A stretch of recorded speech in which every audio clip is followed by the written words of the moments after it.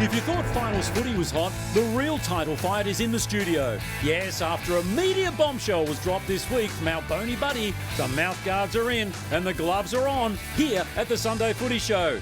Oh yeah, there's some footy too. A top 4 heavyweight bout awaits and all eyes are on the Hawk. Can Tom get fit? We'll ask Jake Kolajasny, who joins us live. The Hawks lose day for their night clash with the Dogs. An all-time battle of the bridge will take over Sydney on Saturday. And with a long injury list, can the Blues get off the canvas in time for their do-or-die clash with the Lions? Plus, we'll take a look at the ferocious start to the AFLW season. Petrarca stays loyal, unlike some, and I keep my word at the car wash. On a very special Father's Day edition, the daddy of all finals previews is right here with Damo, Brownie, and Isaac Smith is back on the all-powerful, the all-conquering, the proudly Channel 9 Sunday Footy Show.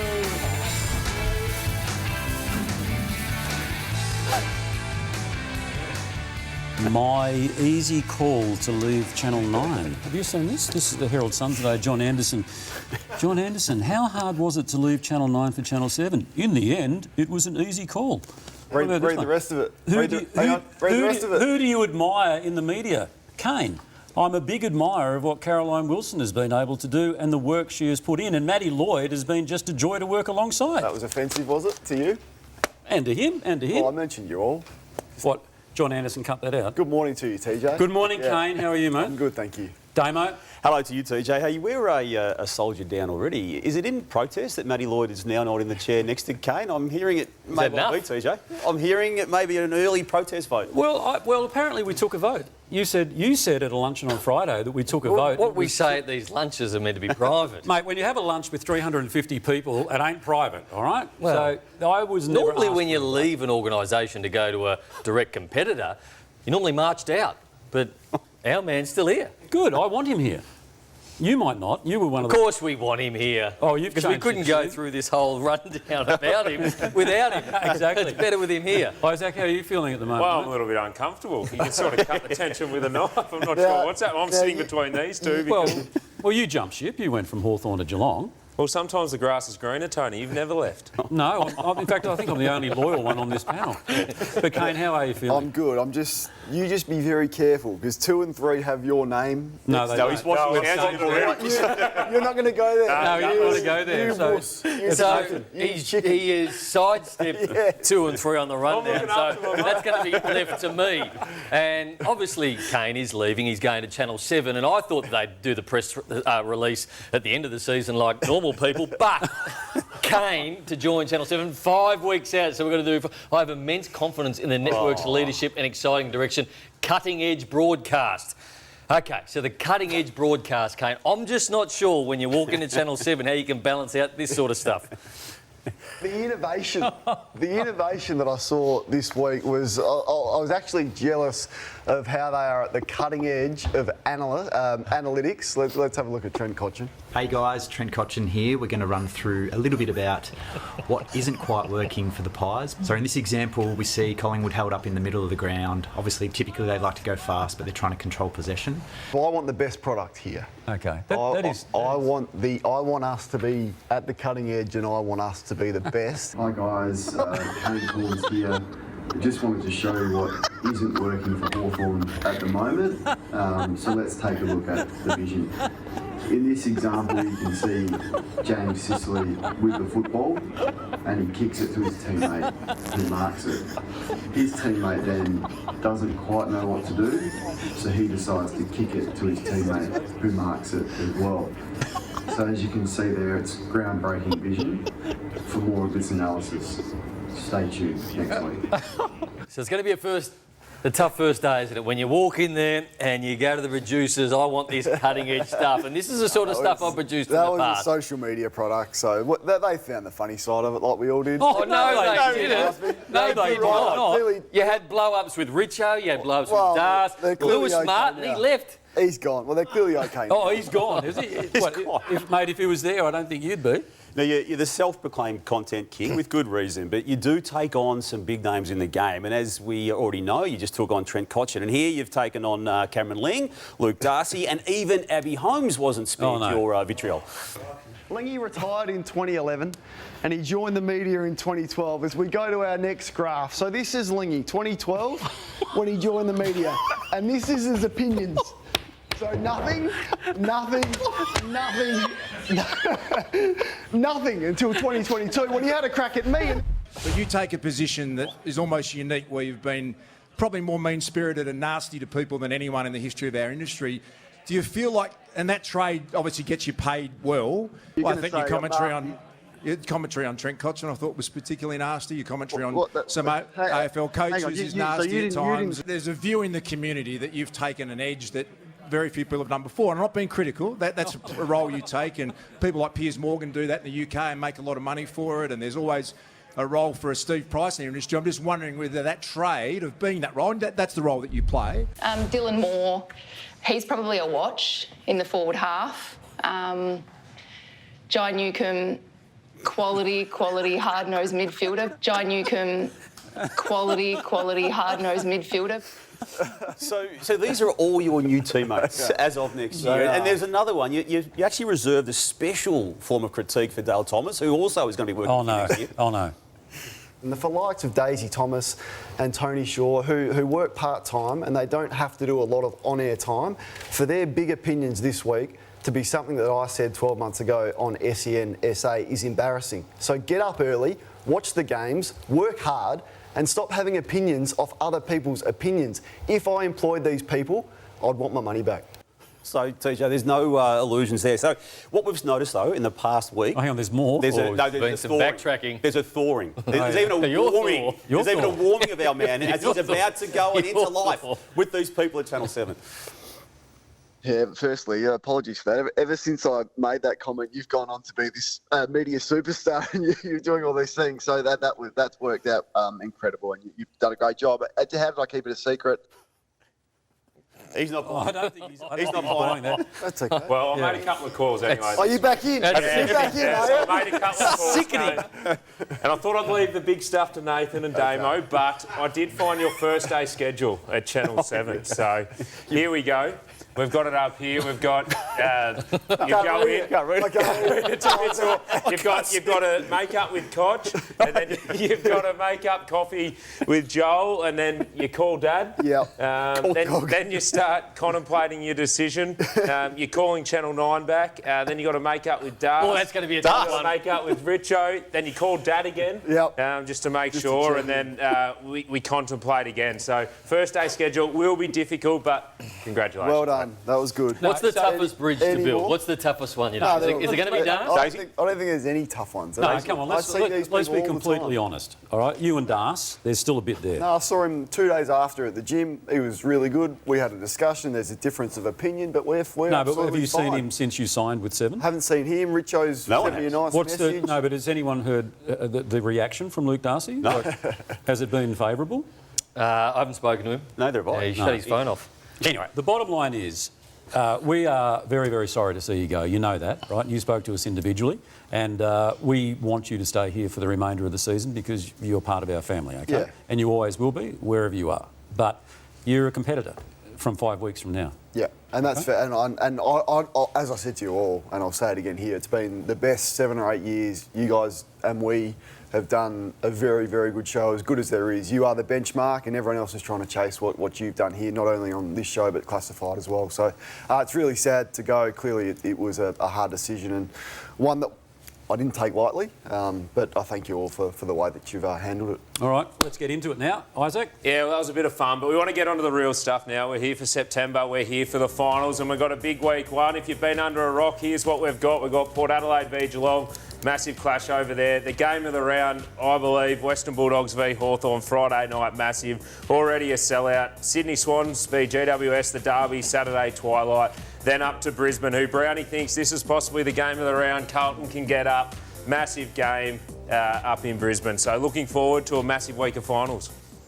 All righty. Can we talk about, and we're going to have a look at the AFLW scores because that's been an unbelievable start to the AFLW season. We'll look at those scores a little later on and also highlights per se in the program later. But can we just finals aside, the whole Christian Petrarca and the media release that came out from the Melbourne Football Club yesterday, it's not a full stop to this story. No, look, TJ, the whole episode with Petrarca and Melbourne is just been completely farcical. There's been ego, there's been delusion, there's been ridiculous media management, there's been spin. And have a look at this last night and the use we've highlighted there of the word exclusive. Now, this is a footy club that hadn't been able to communicate with Christian Petrarca for weeks, where it festered to the point of almost no return. And then they've managed to track down and declared it's an exclusive on their own website. So, look, that's well done, Melbourne Media Department. That's fantastic. It's just extraordinary. And even that last line there, we just leave up that quote there. I love my footy. It remains my #1 priority and always has been. Well, yeah.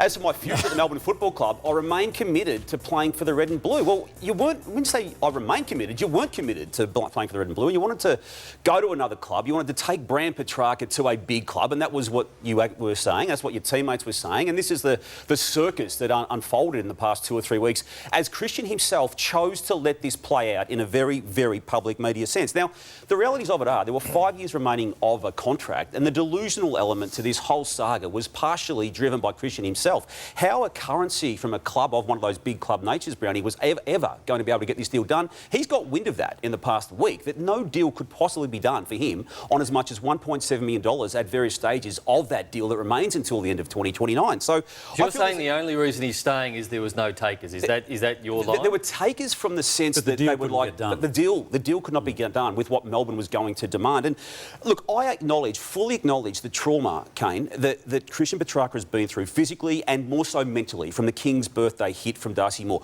I get all that, and it's a major part of where his thought processes are. But there's been an immaturity, in my eyes, a significant immaturity attached to his dealings in the past 2 weeks at least, and maybe even a whole lot longer. Yeah, I mean, there's a lot of ways you can take this discussion. You can then look at the club and they're blaming this as well. And has this been the catalyst for them finally acknowledging that they've got some issues when they've been so strong that they don't and they've had their heads in the sand? But you can also look at Christian's management as well, because anyone you speak to in this space says you don't use this action or go this nuclear unless you know a deal can get done, unless you've got a club there saying, yep, we've got pick such and such, we've got the salary cap room, we've got a future first round pick, we can get it done. That was never going to happen. So, I mean, his advice that he's been given in this, you've got to question that as well. I'll let Robbie D'Orazio and Paul Connors of Connor Sports Management play this out publicly if they want to, but my reading of this is this was all Christian driven and people around Christian driven before it even got to the management. So they are experienced. I'm not here to defend them. I don't care for how they present themselves, but history tells me when they do go public, they do get their player out. I don't believe they drove this. Rogue. I feel he's gone rogue on the whole thing, and that his teammates think he's gone rogue to a certain point, Brownie. Damo, sorry, where did the whole thing come from about this was orchestrated to build his social media brand? Because he's big on making banana bread or something. That came from him. But surely there's no substance to this being a catalyst to drive numbers on social media. He used the word brand himself in conversations with people at the footy club in recent times, and the whole Brand Petrarca thing took out of control. I mean, he's not Travis Kelce, he's not David Beckham, and he doesn't have a right to go to a big club just because he wants out. And Brownie, you've got a view too, and you and I have discussed this on and off air, that the problems that he's got, and they are real, they are problems with the footy club. We'll look at the footy club in a moment, TJ, as part of this storyline, but they were obvious to Christian before the injury on King's birthday, in my eyes, and I know you've got the same view. Yeah, they would have been, and the issues at the Melbourne Football Club, whether it's at a coaching level, playing level, the commitment that some players have shown this year, he would have known that before he's asked for it or wanted to explore a trade. But Damon, you scoffed at the fact that he doesn't think that football, you didn't think football is #1 priority in one of those statements there. Do you think he's got other priorities? I still feel like Christian Petrarca, the football, is his #1 priority. That's what he makes his bread and butter from. That's what he wants to be. He wants to be a premiership player. I still feel like that is his #1 obligation. Well, that's where he gets the most part of his money that is going to come to him and will come to him by way of the contract for another 5 years. Yeah. OK, just before you get on to the train wreck that was the Kate Roffey interview on SEN on Thursday, can I ask you three guys, right, you've all been at football clubs where you've had comings and goings, and I dare say you've been in situations where you've had teammates in a situation not quite as dramatic as this one, who have then sort of come back into the club with their tail between their legs. do you forgive and forget and just move on and you're all there for the common cause? I think you do forgive and forget once you're back there. Absolutely. Yep. I think they're going to open their arms and say, welcome back, because we need you to go back up and play finals football again. We need you fit, we need you healthy. But I was surprised that Kate Roffey hadn't spoken to Christian Petrarca. OK, we'll get to that in a moment. Yeah, no, 100% you forgive and forget. And one thing you got to understand on Melbourne's leadership group, you got Lever and May, who both come from other clubs as well. So players understand this is the business. Players understand there are certain issues. Players will have certain issues with the club. These get taken over. So players forgive and forget. Players will move on. But I think as an industry and as a playing group, as coaches, as clubs, as fans, you're willing to take players from other clubs, but you don't want to lose players. And I think as an industry, we need to grow up a little bit with the conversation. But also there's ways and means of doing it, isn't there? Well, there are. And did you want to have a say? Well, I just think there'd be a level of disappointment that this has become so public, because at the end of every off-season, at the end of every exit interview, as you guys know, you share what your frustrations are. But I feel like, TJ, everything has become public. From the time that he was disgruntled with the care that he didn't receive, that Tom Morris broke on your station, I think it was on August 12 or something. Your station as well. Yeah, and SEN as well. That's become public. Then I feel like every exit interview becomes public. Cosy Pickett's homesickness becomes public. What is happening at Melbourne, where all of these stories are leaking publicly, because this sort of discussions happen all the time and they remain private. So my point would be, if I was a teammate of Christian's, I'd be really frustrated. Not that it can't be solved, that this has all become public. Well, again, the problem of this is a farcically handled situation from everyone. And Kate Roffey, TJ, to which you referred a moment ago, on SEN on Thursday, just didn't have answers when she chose herself to publicly talk about the problems. I haven't spoken directly to him about that, so again, I'm not going to comment on the media issues. I'm not commenting, so please be really clear, I'm not commenting on anything about what his wishes are or are not, because I haven't had that direct conversation. These conversations have been had as is appropriate with the football department, not me. That's not my area of expertise. Do you have a clear grasp of where he thinks the club has failed him? No, I don't. Actually, and so we're very happy to work through that with him, and we're chatting to him and talking to him every day and working through that. We're not in direct contact with him for medical care at that point in time. That's happening through his doctors. So in that constant communication, has he told you that he would rather be elsewhere next year? He has not told me that directly, no. Do you need to hear that? Again, I don't personally need to hear that. What I need to hear are, Christian, what are the issues that you have with the club and how do we work towards a resolution? Just a dreadful media moment amongst a series of dreadful media moments for that football club. It's not only Kate Roffey, it's also the CEO, Gary Pert, it's the coach, Simon Goodwin, who just talk about culture and culturally ad nauseum, where that is the problem and that is the core of what Christian Petrarca has been about. And it seems it's all been left to Max Gawn. I mean, you only needed to see him, as he arrived at the All-Australian night. And to his credit, he did each and every interview that was asked of him, and most of it was centred around Christian Petrarca. So, hey, Max can't do it all on his own. Let's talk some finals footy now. Melbourne not figuring that. A number of clubs not figuring that, quite obviously. But we're on injury watch. And I guess as much and all as I'm dead set against this bye weekend, or it's not a bye weekend, as Andrew Dillon told me yesterday, it's the AFLW launch weekend, but for the men it's a bye round.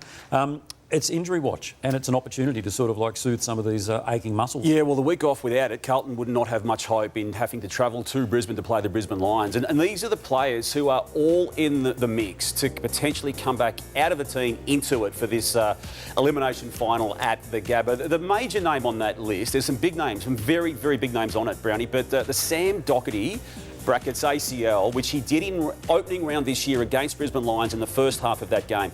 It's extraordinary to think that this club is giving a massive chance for him to play a game of football again inside 2024 off the back of a third knee reconstruction. So, Damo, how much of a chance? Massive. I mean, there's a little bit of noise around about it, and most of these things never eventuate. So you think more likely Sam Doherty plays than not? Right now, I believe it's more likely. That is big. Yeah, the club, I've heard Paddy Cripps and Michael Voss, the two main leaders of that footy club, talk about what he will present. And they've seen it happen before in matches of footy. They feel that if he's going to declare himself and he's got the medical clearance, TJ, it's game on. You were saying you think players now train harder before they get back, so they don't need the match fitness. Yeah, especially in my last few years of footy, you'd train players instead of playing them. You can train them at a higher intensity than game level, especially a finals intensity, and you don't miss out on things where in games you get stuck because of what the game's actually doing. So I wouldn't be surprised to see him come in and play well. Kane, a massive loss for the Hawks. There is, TJ. Will Day is out, but I think it's a sign of maturity from Hawthorn that they've made this call now. So here's the injury, dating back was around 23, I think it was, the partial dislocation of the shoulder, collarbone type nasty one, Damo, not exactly sure. Yep. They haven't really given a time frame on when he'll be back, but he's out, and I feel like that's the right thing to do, to let everyone know that he's not going to play. You'll be able to get around to the person who is going to be probably questioning whether he would have lost his place in the side if Will Day is back. Clearly a big blow, but I still think they can win without him. Well, and the good thing about ruling him out is he gets to recover now instead of trying to push to make it to the final. So he's more likely, if they get up against the Bulldogs, to play the next week. And the big one out of Geelong is Tom Hawkins. Will he get up? Will he play? Will he not? We've got a bit of vision here him at training. I'm not sure he'll get up for this game. Sam DeConning, though, played yesterday in the VFL, and I'd expect him to play Thursday night. I'm not sure if you guys have any view on Hawk and if he'll get back in. Well, we'll catch up with Jade Kolajasny a little later on, in fact, in the next segment, and we'll ask him direct. Just on it, Izzy, with him and seeing him on screen there, he's going to declare himself available to a point. Would you, if you're in charge of the club and as senior member, as you were until recently, play him, despite the team functioning better without him? I'd need to know he's fully fit. And if he was fully fit and I knew he could deliver, I would pick him as an individual, because I understand the difference he makes even when he doesn't have the ball. His ability to take a key defender, his ability to set up that forward line, and then the damage he does at stoppages, especially in finals, when sometimes a goal is all you need. To be able to get a goal from a stoppage is massive in a final. Bit of concern at the Western Bulldogs. Jamara Ugle-Hagan missed a training session through the week, but bounced back quite literally at a basketball launch the following day and declared himself A-OK, ready to go. Adam Treloar, there's been a bit of concern about his calf tightness. He was at scans earlier in the week, but we did catch up with him at the All-Australian Awards and asked him directly. Yeah, body's good. Yeah, it's nice to get a nice little reset this week. Obviously, my calf was a little bit tight on the weekend, but I feel like the week off and, yeah, train well next week and get up to play. All right, so he gives himself a big tick there.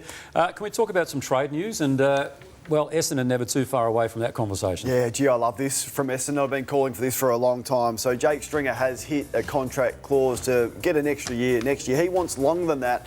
And the Bombers have said, well, if you want longer than that, go somewhere else and have a look around. Now, this report here from Sam McClure says that Zach Merritt wasn't happy with that and vented his frustrations for the club. Feel like he thinks there should be a longer tenure. But that is the exact way to play Jake Stringer. He should never be signed on anything longer than a one-year deal from here on out to the end of his career. If he wants to go somewhere else, he can go somewhere else. But this is a statement from a club that needs a statement. Nice work. The Richmond exodus continues. So there's 3 players now who have requested trades out of the Tigers, premiership players. So you've got Bolton, Rioli and also Baker. We've known about the Baker one for a long time. They all want out. This is the perfect opportunity. This club won 3 premierships in 4 years in just about their best period of their history. If they can now renegotiate some of these draft picks, if they can get 6, 7, potentially 8 picks in the first 30 and then some next year for forward picks, I think it's the perfect opportunity to rebound. They're not going to play finals football for the next 1, 2, maybe even 3 years, but they have got the base now, if they can get rid of those players, to really rocket up, back up the ladder very, very quickly. And question to you, you've just come out of the game. 3 senior players, 3 premiership players. What would you do?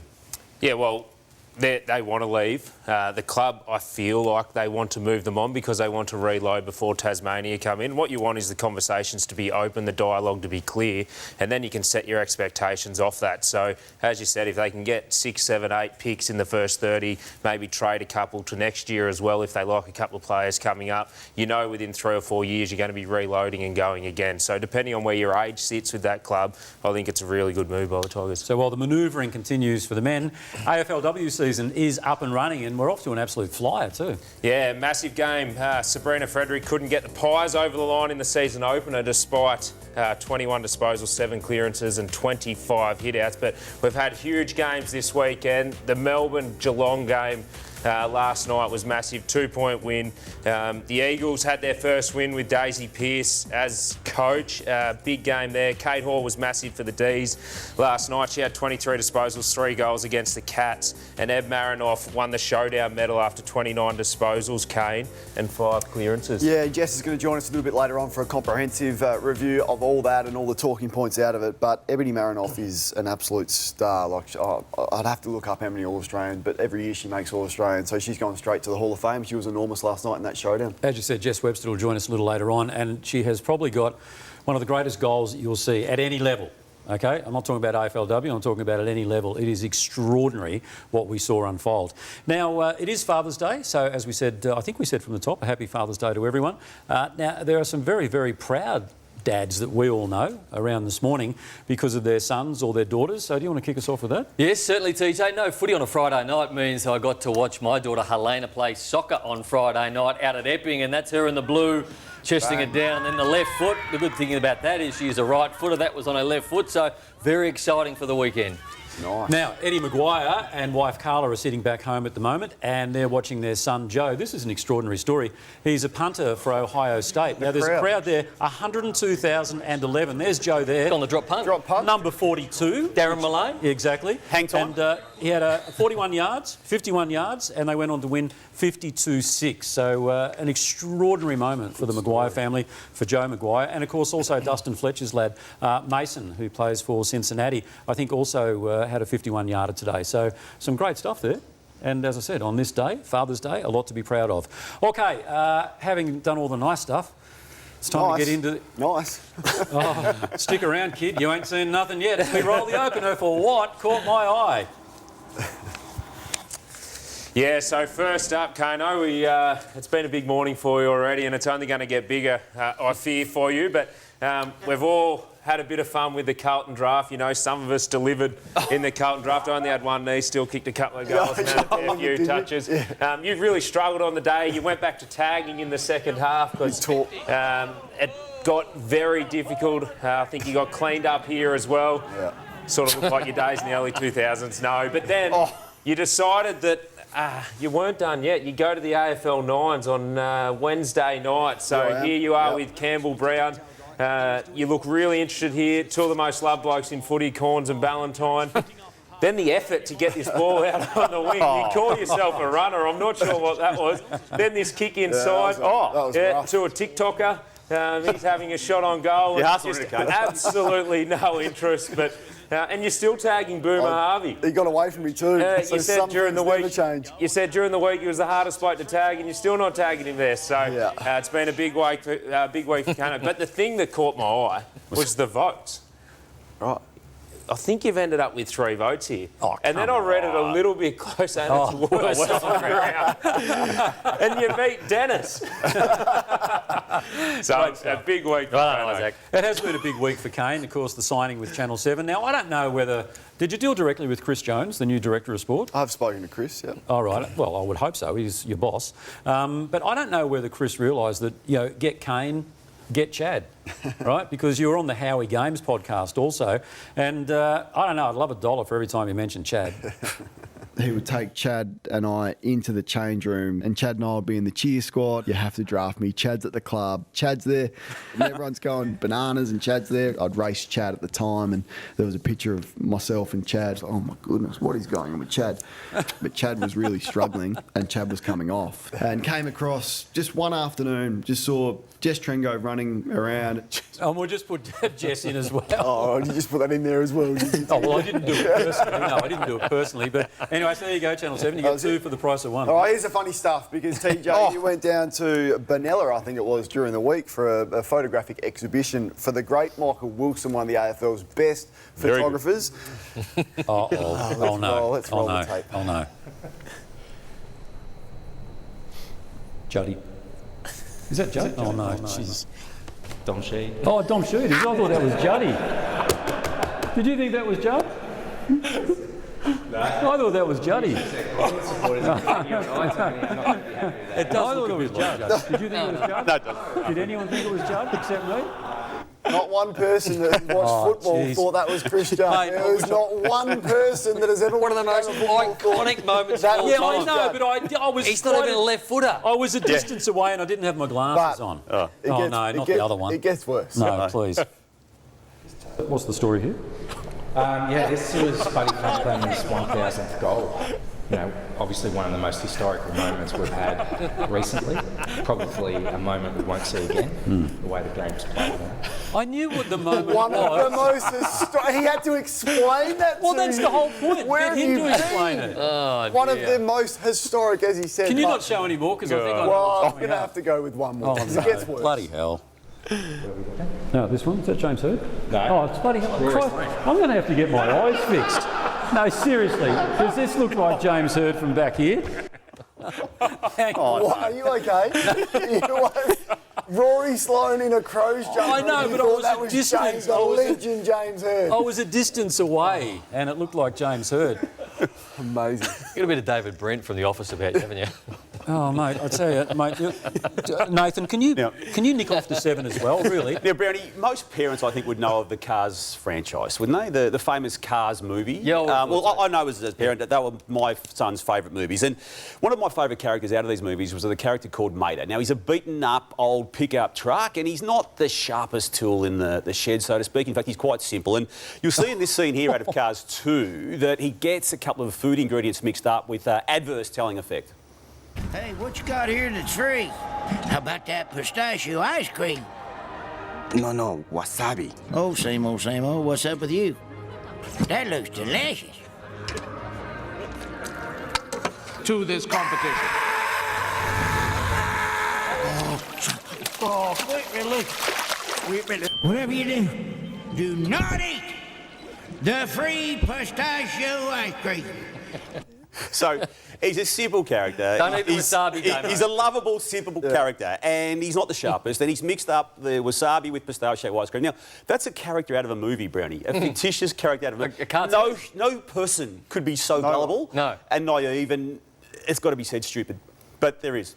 Can we get a shot of you eating? Because everyone else would got cutaways off the... Grab some of that mint. Yeah. Some of the All right. mint pistachio stuff. Just a bit of... So it's when?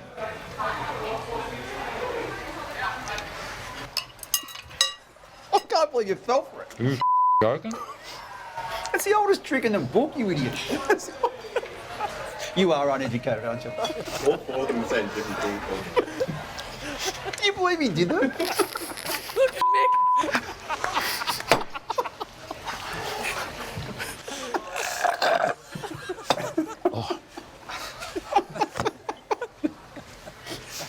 Idiots. You want some more mint, mate? No. Or some pistachio? No. So Mick Moldhouse's reaction there is priceless. That was during the week for a special occasion at Nobu, 30 years of Crown, 30 years of grand final moments. But we got our moment out of it, TJ, and it's wasabi. Yeah, I know that now. Yeah. Okay, I'm not a foodie. No, brilliant. You don't know your football either. Did you think the off-the-top stuff was done, did you? No, Did you think that was no, it? Because I thought on there this might be something program, else. the best segment over the last couple of years has been Media Ochre. Now, we thought it'd be only fitting that we did 2 Media Ochres today, and here's the first one. Thanks, Nate. Kane, this is your Media Ochre life.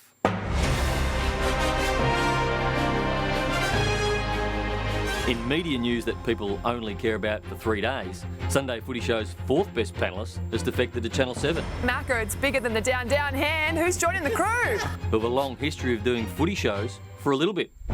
Remember Game Day? Or The Game? What about Live and Kicking? And the short-lived reboot of Talking Footy. In school terms, give us a grading for St Kilda's season. That's still on, isn't it? And whilst they may not have any shows, they now have Kane, a man with impeccable TV craft. I'm going to look down the barrel of the camera that any club can make at the end of the year. A man of conviction. Big Call Monday, he ends up breaking Brent Harvey's record for most games played. Pendlebury looks finished. He looks finished to me. And A-grade humour. That was all Kane. And just for the record, he was dressed as Ben Simmons. We didn't get it either. His hot takes always age well. I wonder if they'll change the captain too as they change the coach, because I think there's one man that is the standout next captain of this footy club, and it's Liam Baker. Love the way that he goes about it. I think he'd be an outstanding captain of the Richmond Footy Club. He's got a long history of making friends and being a giving and attentive co-host. At least they'll have someone to wind up Jason Bennett. And his analysis, always cutting edge always original. Now, Isaac Rankin, we love Isaac Rankin. We love him in the midfield. Same with Rankin, playing midfield. See, Parrish is his man here. Him versus Parrish. You know what? That ball's gone inside 50. I might just go out here on my own. Rankin peels off for the outlet, easy ball. Who ends up with the ball? Who bobs up and kicks a goal from the top of the goal square. We love Isaac Rankin, not so much when he defends. You want to play midfield, Isaac? You got to defend. Lewis Melican took the ball and instead of handballing on his left hand, he twisted to use his right hand. Welcome to you. Thank you, Jared. I like that off the top. Where's your left hand, Melican? You got to handball with your left hand. That's close checking. You're playing AFL footy. Where is your left hand? So, Kane, congratulations on a mediocre life here at the Sunday Footy Show. You may have taken the big bucks to jump ship, but it's still only the second dumbest thing you've done for money. And that is the definition of mediocre. That's fair. Take it for what it is. Take it for what it is, Kano. No, it's all good, Randy. It's all good. All righty. You sure about that, Kane? All good, TJ. All good. Said with conviction, wasn't it? All righty, we're going to take a break here on the Sunday Footy Show. We're heading down the highway to the Cattery. Right after this, we are just one big happy family.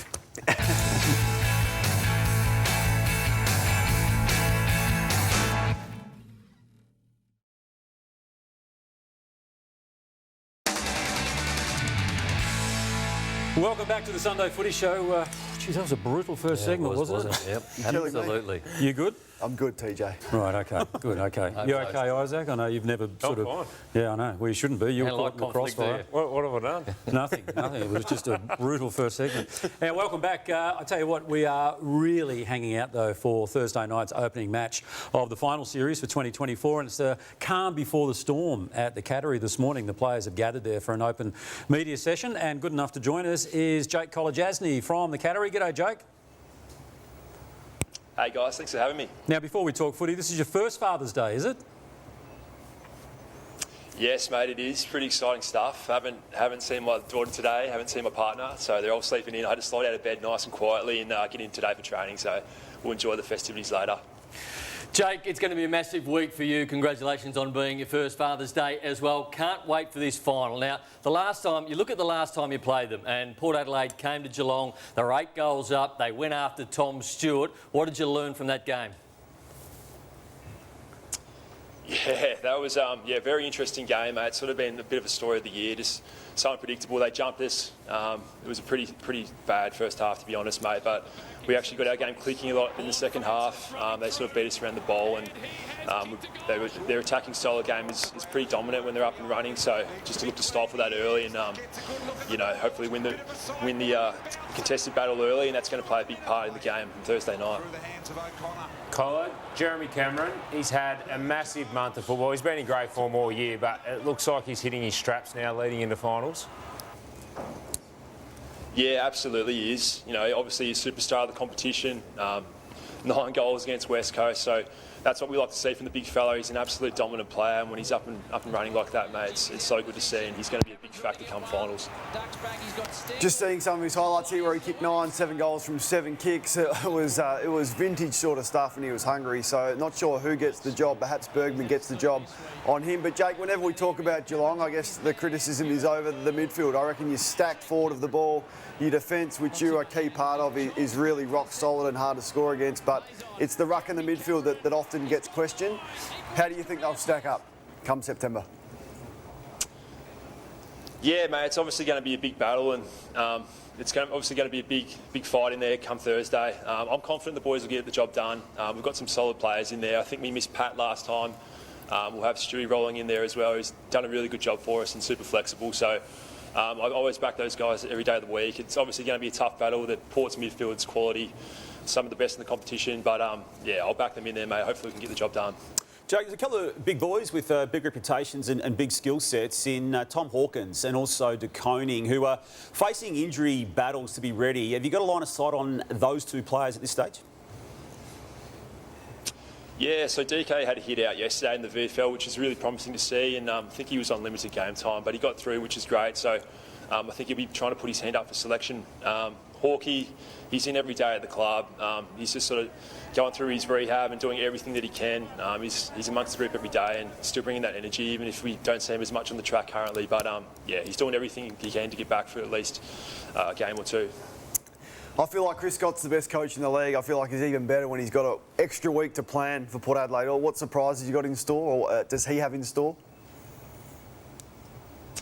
We'll wait and see. I won't spill the beans. We're still going through the processes and preparing for Port. But yeah, Scotty, he's a class coach. He's really tactical, and yeah, I love the way he sort of goes about his coaching, and the influence he has on this group is amazing, mate. So we'll see what he does. And Jake, just on that, in the 14 seasons that he's coached, 12 times the club has ended up in the finals. And yet again, you've defied the expectations of so many to finish top 4. Can I just ask you what that means for you as a player, to know that every single year that you prepare for a season of footy, that you do have the ultimate prize in your sights? Yeah, mate, I've been truly blessed. I've been lucky enough to play with some really solid sides and players, and you know, to be able to put our hand up and say we can compete for finals each year is the ultimate goal, and wouldn't have it any other way. Probably a big thanks to Scotty and his tactics, and obviously the list that we've built over the years. And yeah, once again, pretty thankful we're in a position to contend, and hopefully we can give the finals a good nudge. There's some solid midfielders, and one of those is Jason Horne-Francis, likely to go forward for various parts of the game. Is he someone that you'll play on throughout the night? Yeah, potentially. I think I took him a little bit last time we played him down here when he went forward. And yeah, he's obviously one of their quality players. Someone will have to stifle out and limit his influence. So yeah, he's an absolute gun, mate. So it's going to be pretty important to try to stifle his influence, like I said. Don't give too much away, Jake. Don't give too much away. But we do appreciate giving some of your time away to us this morning. So all the very best for Thursday night and beyond, perhaps. And also your first Father's Day. Perfect, guys. Thank you very much. All right, thank you. Jake College-Asney joining us there. Sorry, TJ. As well, Lou's prize pack is absolutely loaded. You're off to Gumbaya World, Jake, where water slides, thrill rides and wildlife collide. Unlimited access with a family pass thanks to the team at Gumbaya World. I thought you told me there were no. But then I read it up. When they ran it back into me, I waved it to you. Watch out for the quackers. Is this all part of the sabotage? One pair of mini J-Buds thanks to J-Lab. They're true wireless and pack over 5 hours of playtime. There's the Clutch & Co. Best dressed on the golf course. Quarter zip top and pants from Clutch & Co. And we'll kick you out with your teammate. Brad Close's clothing brand, Be Close. You swing your style, there it is there. A box of Chrome Tour golf balls and a cap thanks to our great mates at Callaway. The Travis Matthews hats to keep the whole playing group looking good. The True Linkswear golf shoes, they're so good you want to wear them anywhere. Check them out, truelinkswear.com.au. The bar fridges have been with us for a long time. They're with us again today. Custom design your own bar fridge. The Aquila shoes, premium quality since 1958. The Cookie Box from Melbourne's finest artisan cookie shop. Treat yourself to a special delivery thanks to Cookie Box. A meal with our friends at Platform 28, the best pub in the Docklands. Tell them Lordo sent you. The Rick's eyewear that inspires confidence. rickseyewear.com.au. And St Goliath, elevate your wardrobe with the latest streetwear style from St Goliath. All right, good work. There you go. Thanks for joining us, mate. Perfect. Thanks, guys. Cheers. All right, thanks very much, Jake College-Asney joining us there. All right, we might take... I got a hat for you. A hat? Yeah, I have, actually. Is it one of those bucket ones you wore to Wimbledon? No, it's not. It's a trucker cap. Is it? No, because when I was doing... Something to get him up and about. He seems a bit flat today. Yeah, you do say that prize read was sort of like... Real flat. Oh, really? No, Yeah. I just had an early fly. I'm up and about. I'm happy. Was the first segment too harsh? I can feel it. It was fine. Yeah, okay. Have you got some more coming, though, as well? A little bit. Yeah, I have heard you may have. No, it's well, our good friends at Karcher, who helped sponsor the car wash through the week, sent me through a cap and it's got a giant K on it. And I thought, who do I know whose name? That's very kind. Yeah, I'm going to go and get it in the next segment. And I'll bring it out for you, okay? Can you sign it for me? Glad we went through that. A few things I want. Sorry? Glad we went through that. Oh, well, look, take us through the Temper mattress then. What? You would normally spend 15 minutes telling us how good the Temper mattress is. They're unbelievable mattresses. Okay. If you can get one out there, Jace Nicholas and the team from Temper. Well, can you get a cap with a T on there and you can give it to me? I can. Throw to the break, Tony. All right, and then I'll try and get a cap with D on it. That's why he's leaving. He's sick of you throwing to the brakes too long. All right, we are going to take a break. When we come back, it is... it's all about Nathan again. It's his quiz. That's coming up right after this. I'm going to go and get the hat.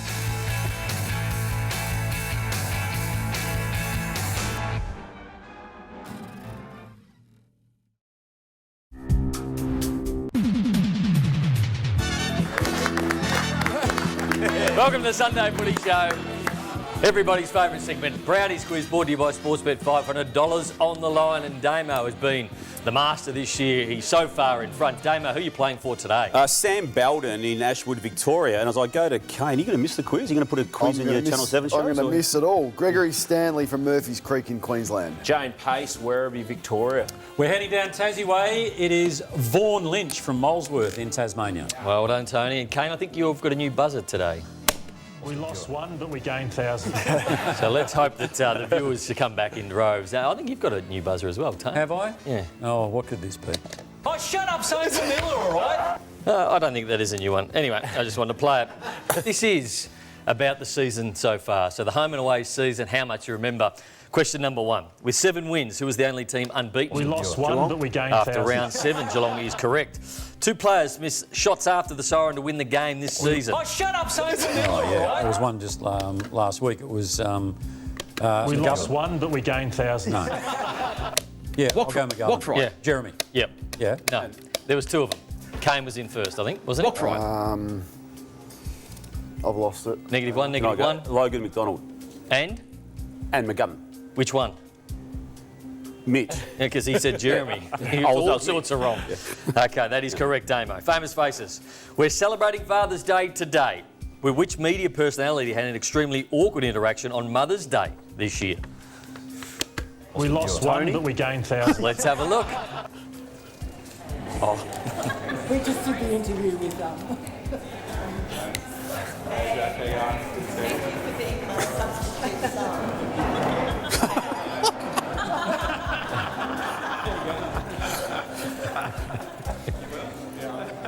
You're an awkward man, aren't you? You're an awkward man. Hey, Chris Jones, if you're watching, can you... just to get me away from him. OK, speaking of Father's Day, the Bulldogs have 4 father-sons on their list. Name what right? Darcy. Yep. Liberatore. Yes. We lost one, but we gained -1, thousands. David Croft. Jordan Croft is one. You had to name 3. The other one is Riley West. I should have got that. OK, that is a famous faces. Kana. Let's go with... Go Jazz. No, let's go Cripper. Such an obvious one. +1 for Cripper. Yeah. Volcano. We'll win the Brownlow too. A couple of Monday time. Couple.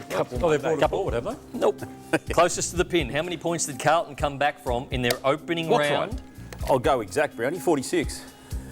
We're all having a go though, aren't we? We're all having a go. It was 46. 46. Oh, shut up, Sophie Miller, all right? 41. Well done, Damo. 46 is correct. Well, one's to everyone except TJ. Who kicked Port Adelaide's winning goal against Hawthorn in round 10? We lost one, but we gained thousands. Darcy Byrne-Jones. Let's have a look. They need a mark. Finlayson's there. D'Ambrosio roved it. Serious pressure on. Amon's tackled. Good goal. DB Jakes. Get another pick of the board, Kane. Lockie Neal, please. Lockie Neal down the bottom. +2. Oh, Dano. Jeez, Kane, you just got the Midas touch, haven't you? Thanks. At 26 years of age, who became the oldest debutant this season? No relation. Sean Manor. Sean Manor is welcome to the game, Isaac. you. Well done. Good to Famous be here. faces question. Well, I can't go past my mate Jezza. You're in trouble. +1. Thank you, Jeremy. There's a lot of negatives left on the board. All right.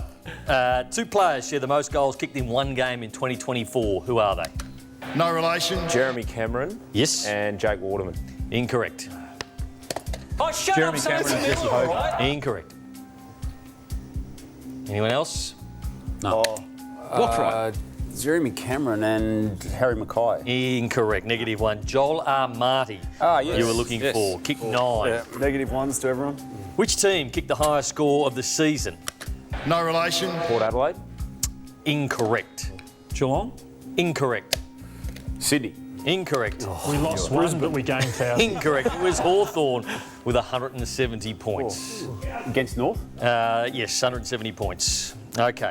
Who was the youngest player to kick at least 6 goals in a game this season? No relation. Sam Darcy. Sam Darcy is correct. You're in trouble here. You're in trouble now. Yeah, real trouble. I'll go with his teammate and one of my favourite players, Bontempelli. Big trouble. Bontempelli. You can mute somebody Oh, that's a good for the one. last question. Well, it's... And this is where it all was. -1, -3 under Zach Merritt. Caleb had the Another plus. 3. And a run on under Jesse. Okay. But it's got to be Kane, doesn't it? Well, let's have a look at the scores because Kane is 5, Isaac 1, Damo 0. You can't win, TJ. Jack, Oh, well really, done. Damo? Thanks for that. Okay, so Kane, you are out of the Who Am I? The whole Who Am I? The first one. The first one. I was a guest on the show this year for 5 points. Walked right. Cody Waitman. Incorrect. I was in the All-Australian 40-man squad. I'm a former #1 draft pick. No relation. Cam Rayner. Incorrect. I left North Melbourne after 1 season. Oh, shut up, so familiar, all right? Francis. Jason Horne-Francis is correct, but Kano, well done. Thank you. It's been a tough day for you, but you've come through with the goods for $500. Good day to Gregory Stanley in Murphy's Creek in Queensland. $500 coming your way, Gregory, thanks to Sportsbet. If you want to enter, wwos.9/Brownies quiz. It's been an unbelievable start to the AFLW season. We'll look at that in detail a little later on in the program. Coming up next, though, a star bulldog hoping to live for another week beyond this week.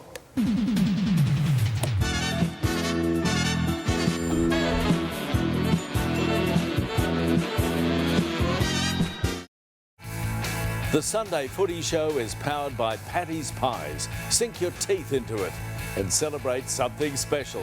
Back to you, Tony. Thank you very much, the great Peter Hitchener there. Geez, I hope they looked after Hitch with some party pies there and some... we were just... see, we've followed your lead now and we just hide in the kitchen when we want to eat our pies. Yeah, but they got sneaky cameras. They've got me 3 or 4 times this year. I hope they didn't get me again. Is there any left? Sorry? Is there any left? Because you took a fair few home. Any wasabi sauce on them? Or?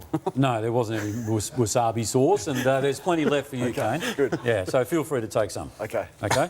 And don't forget to leave all your suits here too. Anyway, the Western Bulldogs take on Hawthorn in what is genuinely a blockbuster final. It is a sellout, only hours after the tickets went on sale. And the great pity here is one of those sides has to bow out. But joining us is a man who's certainly hoping it's not the Western Bulldogs, Cody Waitman, footballer extraordinaire, artiste extraordinaire, and, well, as Matthew Lloyd would say, all-round good guy. G'day, Cody. G'day, guys. Thanks for having me on. Yeah, I'm bloody excited for the game. It's going to be a ripper. Yeah, it certainly is. Take us away, fellas. Well, Cody, I can't wait for this game. This is going to be this, as TJ said, Friday night football. You didn't play against the Hawks the last time. It was an 8-point win to the Hawks. The opposition analysis over the last couple of weeks may be thinking you're going to face the Hawks. What have you found out? What have you been looking into? Because they're very good around their edges. Yeah, they're a quality opposition, obviously, and we've had a terrific end of the season. So I feel like they're the informed team at the moment in the competition and the ones to beat. And no doubt our guys have been doing their homework on them and know that they got the better of us last time. So we've got to fix a few areas to hopefully change that result. But I think the main thing is just the group's excited and it's a different looking team this time to what we played last time, and I'm sure Hawthorn are a bit the same. So sets a scene for a really good contest, and yeah, mostly just excitement. So as a half forward, the Hawthorn half-backs are so good. Their wingman roll back, they're so very good. Do you have to play more of a defensive role against the Hawks to negate those running half-back flankers? They are very good at what they do, but conversely, you guys kick a lot of goals. The small fleet of the Western Bulldogs very handy as well. Yeah, for sure. They're a quality back 6 or 7. And like you said, their wingmen do get back to support that as well and really make it secure and hard to score against. So that's been a big part of them having such a good run home. I think they've really clicked in that nature. So we're going to have to challenge that and really make them defend us. And then hopefully they've got less tickets to exploit us on our defence end. But yeah, I think it's a bit of a battle of us bringing our strengths and trying to take that to them, but then obviously keeping in mind what their defenders can do and trying to limit that as much as we can too, because they get really good rebound off their back line and they can score like that too. Now, Cody, it's been a big week for you. I can't open my phone without seeing your face on it or your artwork, but just as big for Marcus Bontempelli, All-Australian skipper, announced this week, and there's probably not enough words to describe what he's doing on the football field at the moment. Yeah, no, g'day Isaac.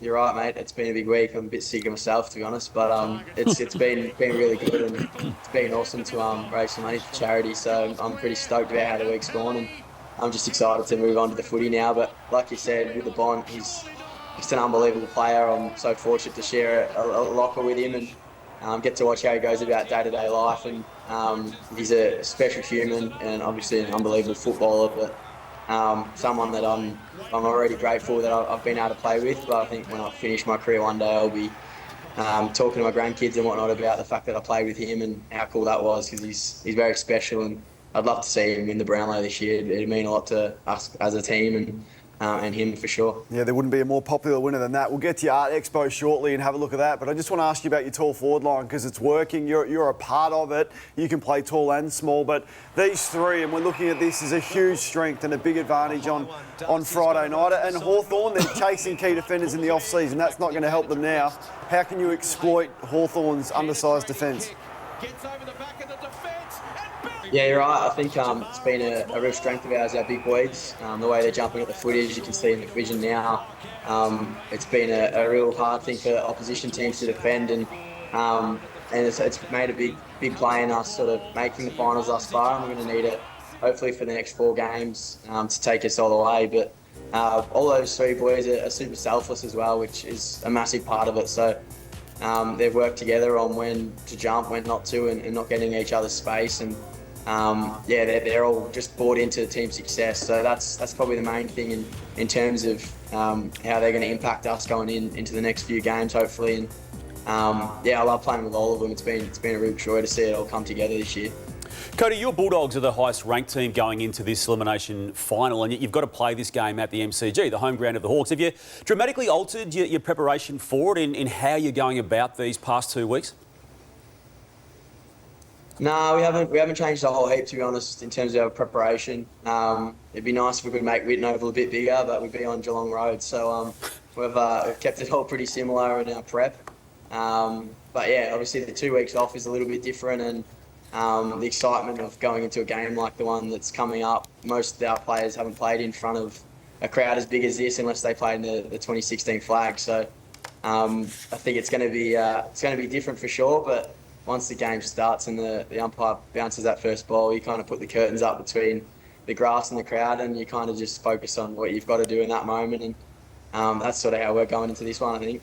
Hey, Isaac made mention of it before, but you had a pretty special night on Wednesday night just gone with the opening of your exhibition. And I've got to say, mate, your artwork really is something beautiful. It's it seems to be a whole series of different genres there. There's almost like a hint of Picasso, then there's sort of futuristic stuff. I mean, how would you describe yourself as an artist?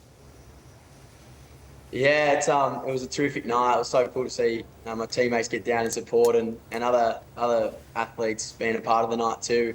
It was something I was really big on, was promoting athletes doing other things, and whilst we're doing that, making some money for Make-A-Wish, which is a charity that myself and my family are really passionate about supporting. So it was a terrific night, and in terms of me as an artist, I'm a bit scattered. I couldn't really give you a description of what I'm into or what I do most. I like just bouncing around and trying new things at the moment, and I'm sure as I keep doing this, I'll start to create a bit more of a specific style. But for now, it's been nice to try a whole bit different things, and I'm really enjoying that freedom at the moment.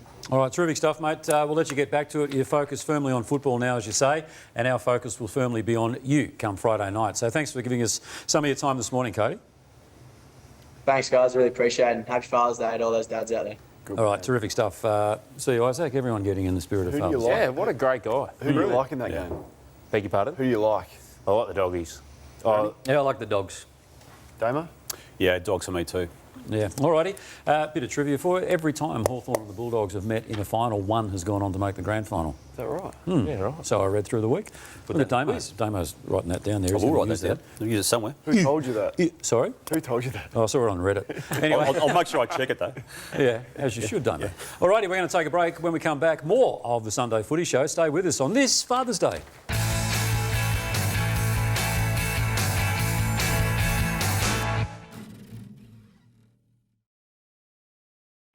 But I don't think they can win it. And as I said, I reckon that it's a 50-50 whether they make it, TJ. Well, if they don't, I will wash windows on Punt Road for 2 hours. Will you? That's how confident Can we record? We've got that record. I'm happy. If Collingwood do not make the finals, I will be there with my squeegee and bucket on Punt Road and wash car windows. And for free, you won't be charging. You got to earn $11 in change and pay Lord over that. Yes, it was one of those moments that I wouldn't say I lived to regret because whilst I did dedicate 2 hours, not on Punt Road because that's illegal, but on Sydney Road at the Liberty. Prediction didn't turn out that well, did it? At the Liberty service station in Sydney How Road. was it? Look, I've got to say it was good. I woke up in the morning and I thought, oh no. You gave a bit back, is that what you're trying to say? No, but what I did do, I met some amazing people who were quite invested in the whole stunt, if you like, and came along, and there were quite a few cars to have their windscreens washed. So let's relive some of that because to all the people who came out, thank you. This is for you.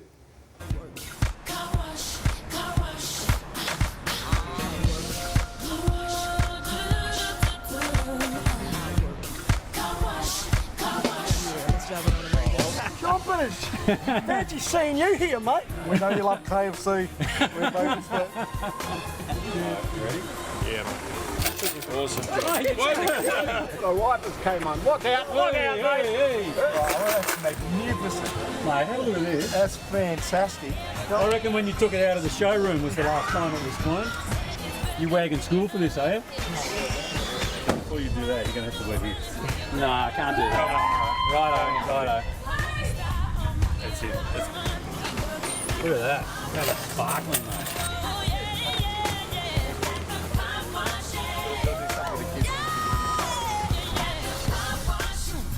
I've got something else for you. Yeah, what? Oh, Dacos, look at that. Hang on a minute. Oh, yeah.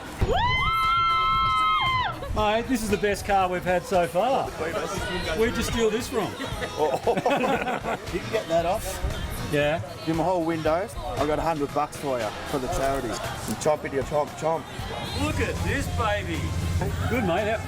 What do we got? Hey, do you hate being called chompers or you don't mind? You can get away with it, mate. All right. Thanks for coming by. Thanks, chompers. Oh, thanks. Chompers! Chomp, chomp! It's chompers! Chomp, chomp! Who do you barrack for? Who do you barrack for? Who do you barrack for? Football. Oh, football. Oh, you just come to get a wash. Just a wash. Did you take a wrong turn or something, did you? No, everyone's getting a wash. Beautiful. Now, this is really interesting because we're right next door to Pentridge Prison and some things never change. Look at the kids.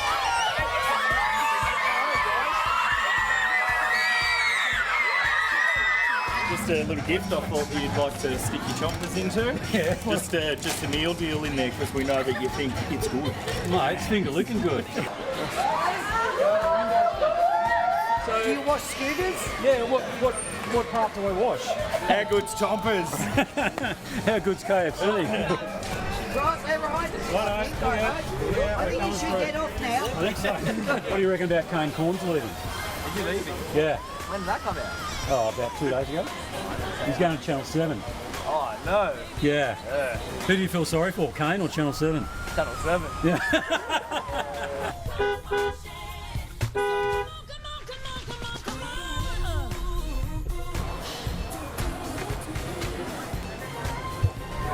I do not want you to touch this, my friend. I've just had it done. Why? What's that? It's just looking smick as it is. I don't want you to... Mate, I can improve on it. No, you can't. There's a bit there. Never make predictions again. Stay in your lane.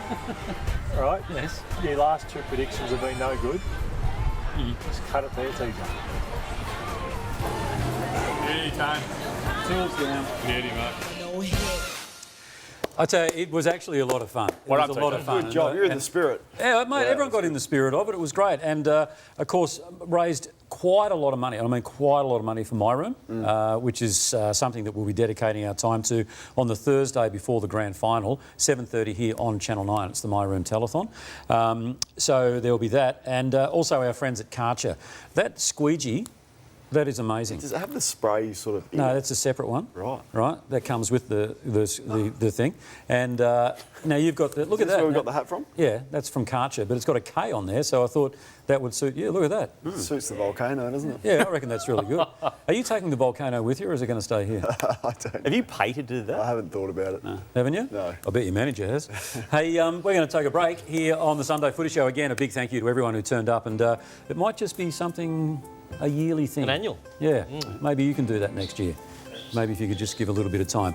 And as I said, the Grand Final Spectacular live from the Palms at Crown on the Thursday before the Grand Final. We'll be there. I think I got the Raspberry and Sauce as host. Eddie's doing it now, apparently. Eddie's in. Yeah. Yep. You're number 2 again. Yeah, I know. It's the only thing I had. Are you still Eddie's doing just that? come in over the top and gone whooshka. Are you doing that show? Or are you out? Are you doing that show?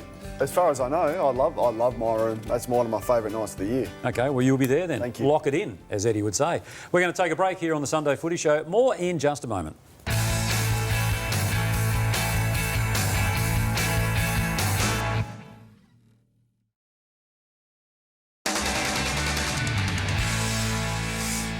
Welcome back.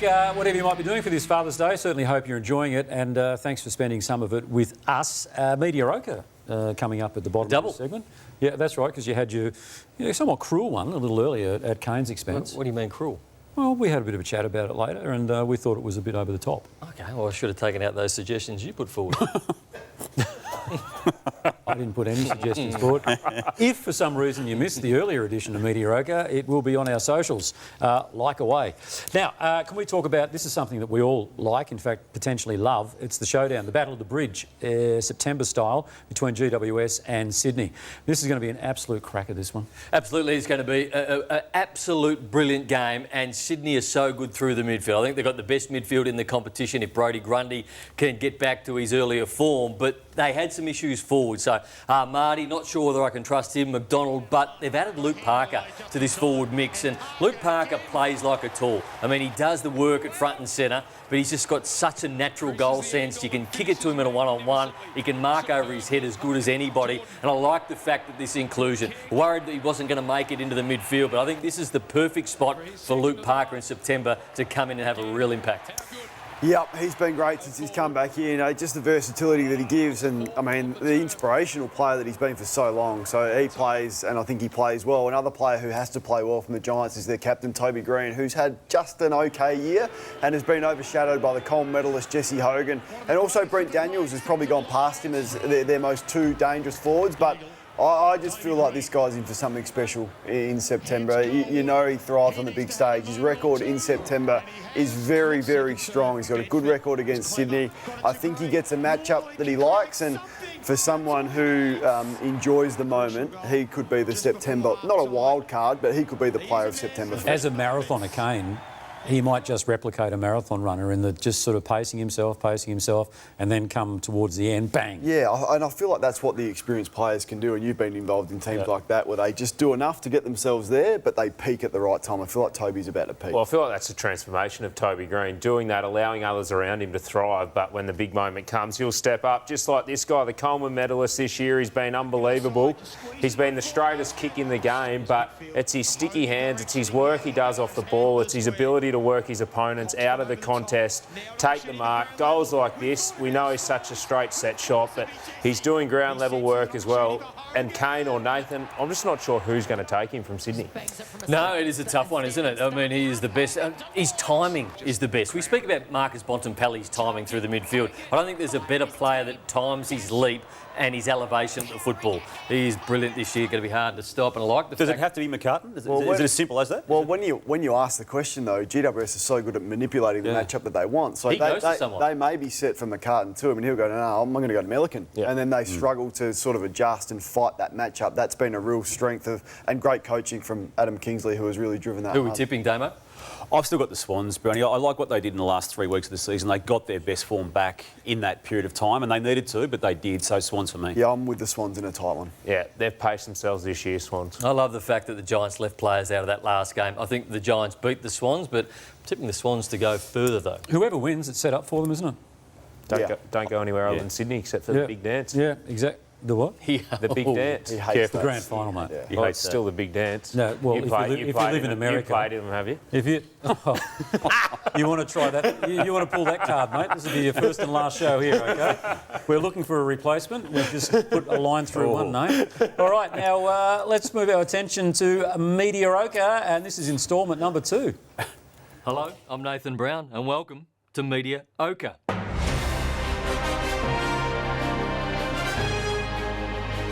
Beatles fans were delighted to hear this song lyric from Dwayne Russell.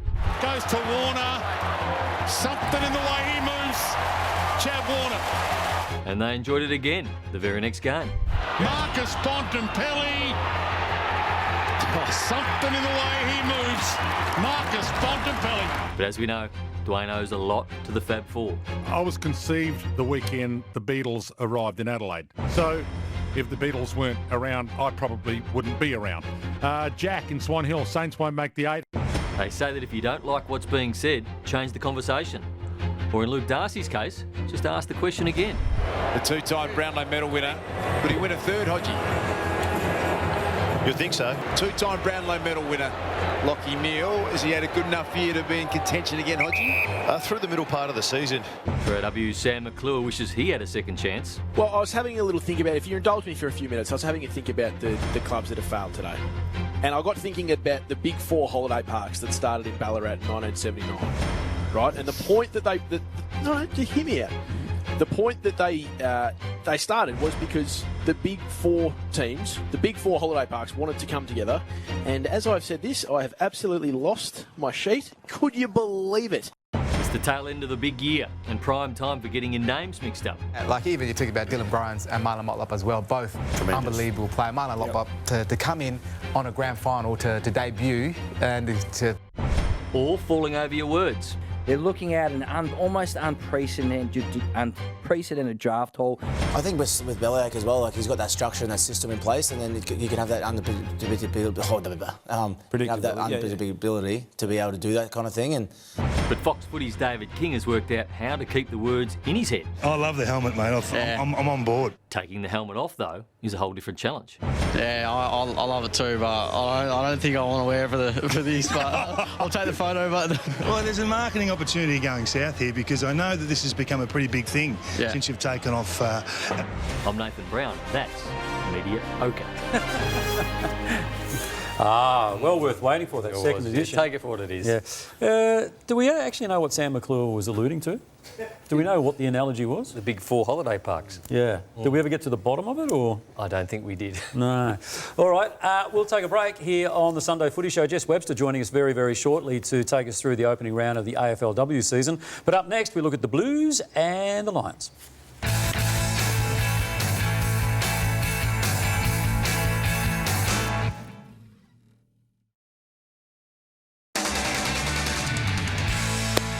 Nathan Brown with his Karcher matchup coming up very, very shortly. Going to be a good one. Looking forward to it. Lockie Neal and George Hewitt, so we'll get to that later. How do you split them? Well, you can't split them. One's a Brownlow medalist and one is a very good midfielder. I just feel like George Hewitt's probably going to go to him and try to spell his influence, but I don't know why you're asking me now. Save it, because you've only just found out you're doing it, so I'm wondering how you're going to go. One might get through to the big dance. Brisbane Lions up against Carlton, and, well, in the eyes of many, it's mission impossible for the Blues, but surely not in a two-horse race. I think it's going to be hard. I think this is going to be hard for the Blues, and if they are going to win and pull off something pretty special, Sam Walsh got to get going. I think he's just going. Now, Damo, I think you and I have discussed how you think he may be under a bit of an injury. I think he's a bit sore. Yeah, he won't admit that. It looks that way. So hopefully, like a lot of the Carlton players, the week off has helped him. But the amount of ball he's getting is fine. But I just think he's got to be more damaging with his possessions. I love that. I love it when he gets the footy front of centre. I think he can fall into the trap of winning too much footy behind centre, and his kicking, I think, has just been a touch off. So he was the best player in the final series last year. He's got a big game record. He needs a big game. Well, he needs to help Patrick Cripps, because the things that Patrick Cripps are doing at the moment is unbelievable. He's dragging his side back from, 30-point losses, but he's doing it on his own. So Sam Walsh has to be the man to go to work. Hewitt will be in there as well, but Paddy Cripps needs help. If the midfield can match Brisbane's midfield, as we know, they've got the weapons at either end to do the job. So, Isaac, having not played in finals, so when you go into one of these, people suggesting that it is mission impossible for them, do you go in with the mindset, okay, well, no one's expecting us to do anything, so we're just going to go for it? Yeah, and you plan an ambush. I think you have some of your best final wins, and some of the best final wins we've seen over the time is when. And with this week off, you can plan an ambush on the Brisbane Lions. So they've struggled to kick straight, get them having shots wide. They probably haven't managed games as well as they want as well. So Carlton will be trying to play into that. It's going to be a massive game, and I think whoever wins this can go a long way in finals. Really? Yeah. Outside of the... Yeah, OK. Yeah, Joe Danaher's form, I feel, stood up pretty much all of the year. I know there's been some complaints about him, there always has been, but this is him playing. And look, he was really good in the grand final last year, and that's when he was needed most, he stood up. Brownie, though, he can, though, have moments still, which will be something within this game to exploit. Within this game, where he got votes in the Coaches' Award. I mean, he was so good and then so bad, but he's such a dangerous weapon. And as you said, on the biggest stage last year, he played a very disciplined game of football against Collingwood. I felt he was unlucky, Kane, in an All-Australian conversation context. Now, I know he wasn't part of the 22, but I felt his year was pretty solid. Yeah, I mean, it's just those moments that he has that lets himself down. I don't think he's ever going to be a great player. Very good, and you'd love to have him, but far too often he has those moments. So the challenge is on. Once again, he's going to be far too athletic and mobile for the opponent that he gets from the Blues. OK, Nathan Brown's still workshopping the Karcher high-pressure matchup, so we'll do that after the break. We will take one right now and see you very shortly.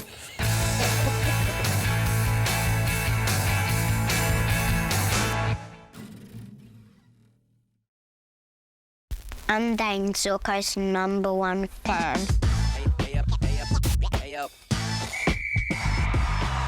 My name's Lewis and I'm also his son.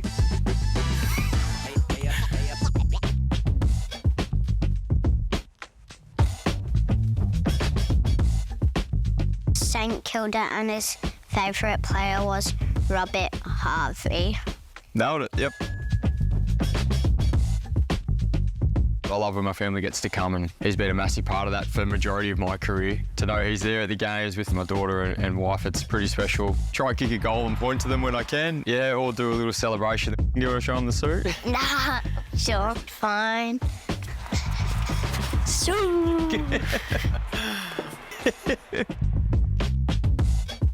I'm Dane Zorko, and Lewis is my #1 fan. Wow, Lewis is a little beauty, isn't he? He's a ripper. And you can understand Dane sort of wanting to excel when little Lewis and the rest of the family are in the stands. That's all courtesy of Yui. So who would your biggest fan be, do you reckon? Who would be your #1 Well, fan? I would have said you a couple of minutes ago, but I'm going to have to go with my kids. Yeah, that's probably a safer bet, I would have thought. There you go. Damo's agenda. Hey, we've got something else very special. We do. We've got the Karcher high-pressure matchup, which we promised before the break. So going back to Brisbane up against Carlton. So these two players played on each other back in round 1. They both got reported for striking each other.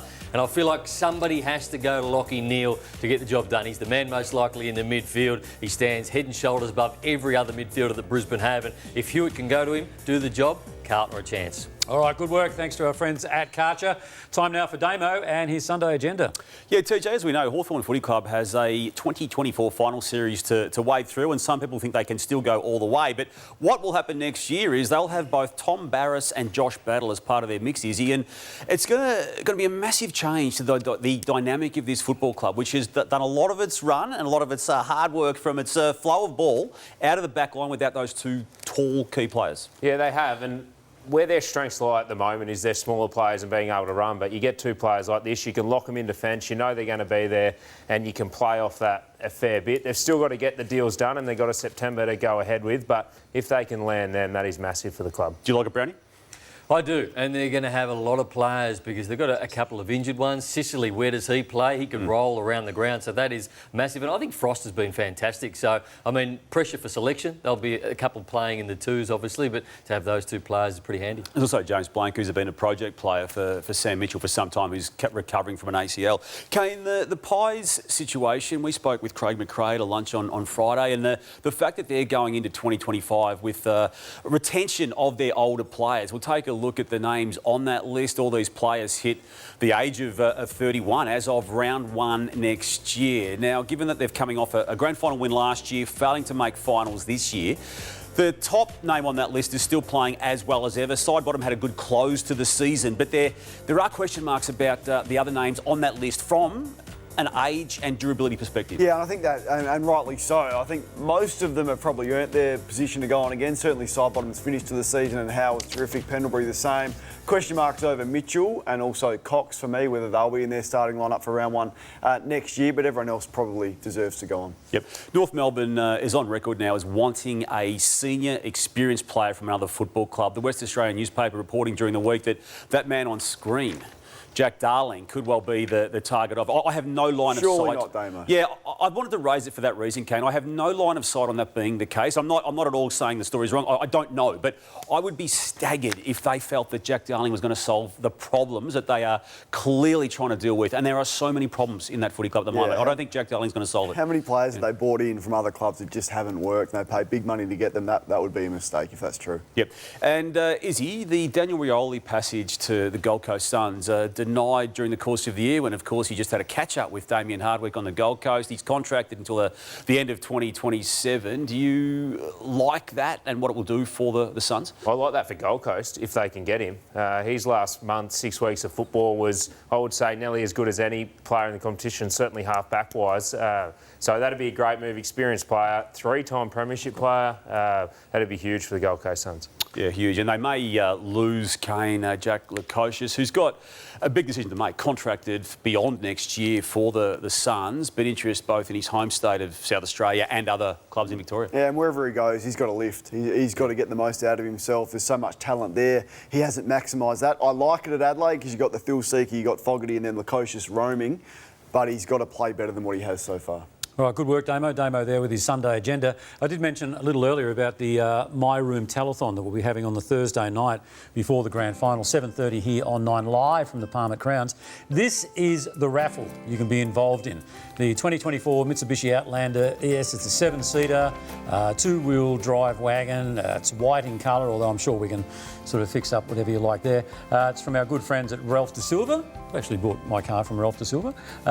It's not a Mitsubishi, but still a good car. But you can go to the My Room Telethon raffle there. So it's raffletix.com.au/My Room Raffle 2024. I'm going to miss your stories. That's the first time he smiled all day. First time he smiled all day. I'm very happy. I'm very happy. Mate, they'll have good stories over there. Who's going to tell them? Where's the volcano today? Where's that? Well, there's no football, Brownie. There's no football to volcano. Have you dialed it in today with no volcano? No, I didn't. You took up too much time with your stupid mediocre, though. No, you'll be fine, mate. There's better storytellers over there. Once you... Who, TJ? Oh, Tim Watson. Oh, you'll dump me like that as soon as you sort of pal up with Tim. Never. Oh, because you're doing their TJ. news, aren't you? Don't know. Well, you said in the media release you are. Go to the break. Do you listen? Go to the break. Okay. Yeah. Can we get Nathan Kane doing that? We're going to take a break here on the Sunday Footy Show. More in just a moment. It is AFLW season. We are up and running.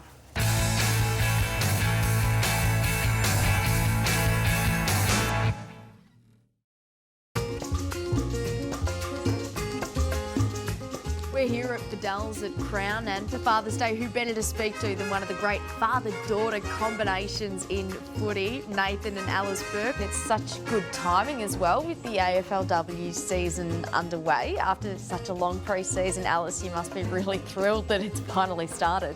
Yeah, definitely the toughest part getting into it when you don't have much of the fun of games. So I think the whole team would say they're very keen to start. How about you personally? What are you hoping to achieve this season? It's a bit of a lame response, but I think the reason I started footy is because I enjoyed it so much. So I just want to make sure that I'm enjoying every game and living the most out of every single moment I get. But also, one of my aims would probably be just like if I play every game, I'd be happy. So yeah, it's at the moment where I'm at. Just want to play as many games as I can. Nathan, how do you go watching Alice? I'm pretty good. I'm certainly not a yeller or a screamer. I tend to sort of sit back and just sort of take it all in. I get a little bit anxious when I think she should get the ball and doesn't get the ball, or people don't give her the ball and that sort of thing. So I sort of get a little bit like that. But my wife and I, Fiona, we're just happy that she's found something that she's passionate about and loves doing. And if it was soccer, great. If it was netball, great. But it just happened to be a sport that is probably what I know the best. And I'm there just like any other dad if she needs me.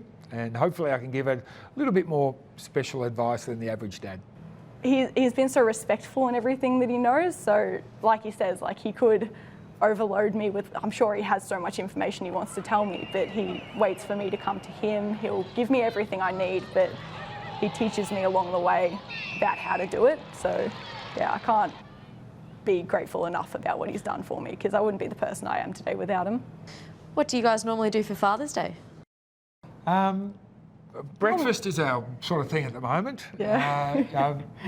Alice and her 2 sisters and Fiona and I, we and the 2 dogs, gather for breakfast somewhere. I think I'm at that stage now where I've probably got most material things in life. I don't really need a lot.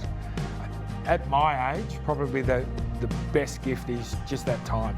You know, they're all busy, they're all studying, all got work, and to be able to just have that hour together eating breakfast, that's about the best present you can get.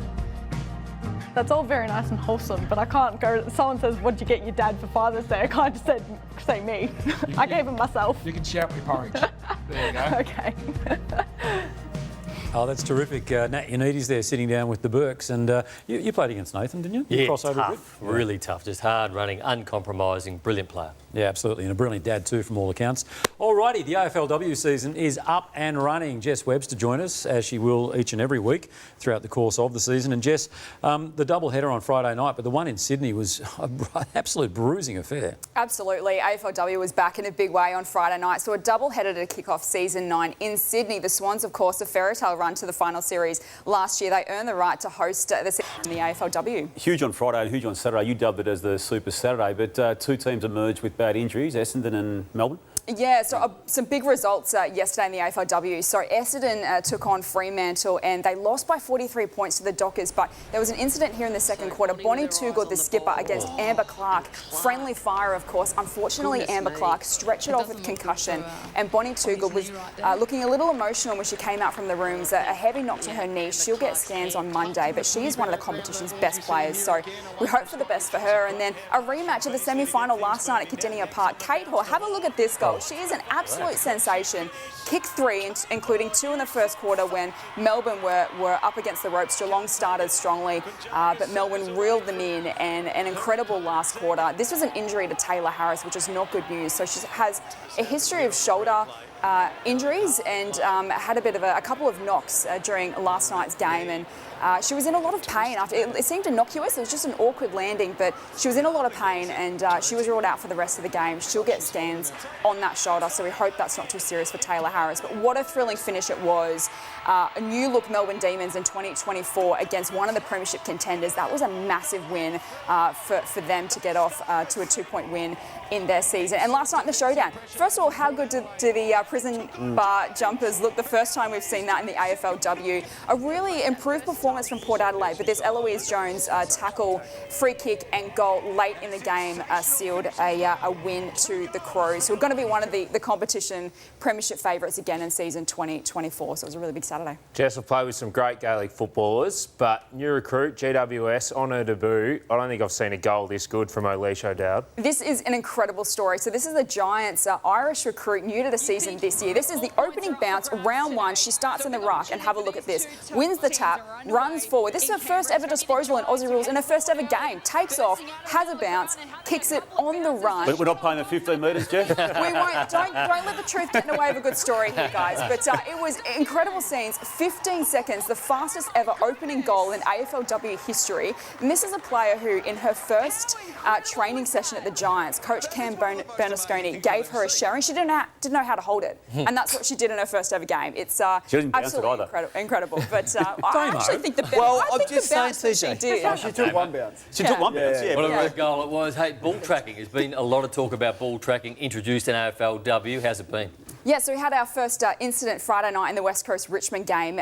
In this is my understanding is the umpires will make a decision either way, and then it is corrected. So I think there's a little bit of confusion there in that there was no initial signal, but overall it was done and dusted in a matter of seconds, and so that'll be a watch and see for the rest of the season. And today, grand final rematch from last year, North and Brisbane. Yeah, 2 massive games to round out round 1. So we've got the grand final rematch, Brisbane taking on North Melbourne, unfurling their flag in front of the Kangaroos, who they beat in the grand final last year. That'll be a huge match in Brisbane. Brisbane. And I must say, a big day for the Webster family. My brother's coaching Hawthorn for the first time today in Frankston against Carlton. So happy Father's Day to my dad, Jeff, who will be watching his children on television. Sorry we can't be there with you today, but we've got some work commitments, Dad. But yeah, he'll be sitting on the couch and enjoying a big day for him. Absolutely. Well, you've got a pretty good excuse, haven't you, there, because you are working. Good on you, Jess. We'll see you again next week, and another big week coming up of AFLW.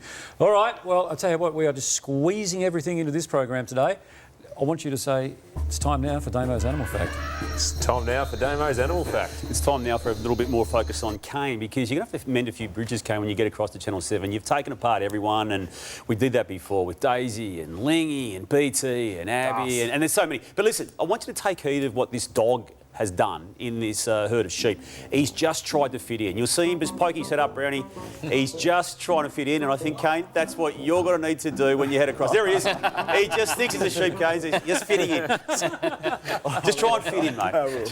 That is great. You can't take that segment either, all right? You can take the volcano, you're not taking that segment. Hey, one thing that you are doing at the moment is Swish. A number of sporting superstars essentially giving video messages out. So it might be like today for Father's Day, it might be an anniversary, it might be a birthday, someone might be leaving their workplace, okay?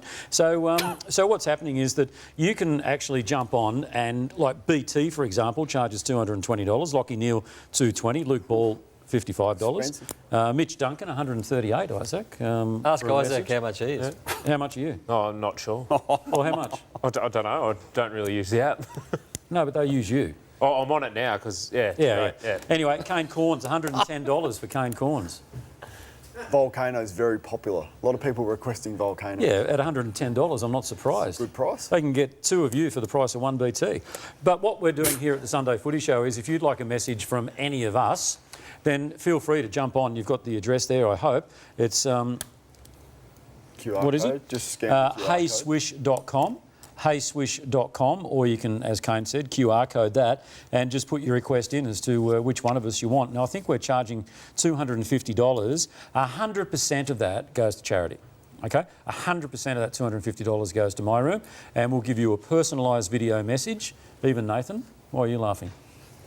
He tunes out, TJ. So it's an important message you're trying to make, and he has tuned out the last half hour. I have not tuned out, I promise. You tuned out once I said it was for charity and you realised you couldn't line your pockets. And Swish, of course, any message they do, 10% of that goes to charity as well. So My Room, which is a charity that we support here, 100%. And 100% of whatever we do will go to My Room. So jump on and one of us will give you a message, whatever you like. We'll take a break here on the Sunday Footy Show. More in just a moment.